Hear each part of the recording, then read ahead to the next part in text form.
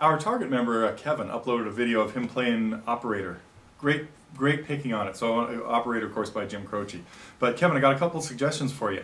You're doing a really good job on the picking with that kind of rolling rhythm where the bass notes are coming every third, eighth note. Sounding really good. Good movement from your G to B minor chords. And that little run right in the beginning, I just have two quick suggestions, I think. The little run right in the beginning, after it goes from G to B minor, and say A minor 7, and then this descending run that's done in thirds or tenths, you need one more note in there. You've got the first three, a C and an E, B and a D, an A and a C, and then what you need is a G and a B before you go to the D, the F sharp in the bass, and the A.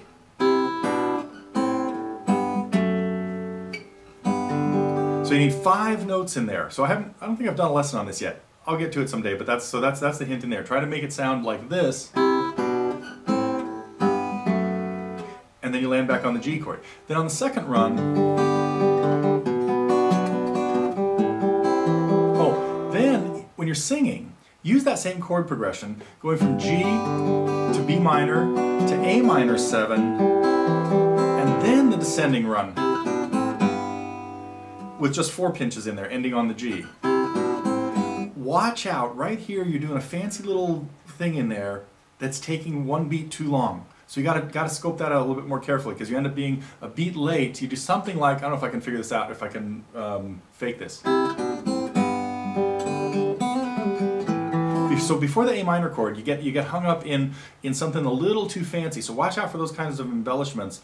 If they mess up the timing a little bit, they're dangerous. So I think that's it as far as, oh no, one more thing. Oh man, glad I remembered this.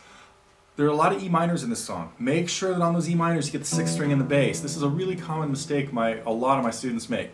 When you go to E minor, you look down here and you see that you've got your 2nd finger on the 5th string, and so you're kind of thinking, kind of like on a C chord or a G chord, you're going to hit the lowest string that has a finger on it. Got to remember on E minor, get the 6th string in the bass.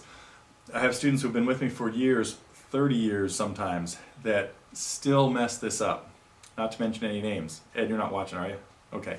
But gotta have the 6th string in the bass on the E minor chords, and that will make Operator come out just a little smoother and more solid. That's what we're looking for.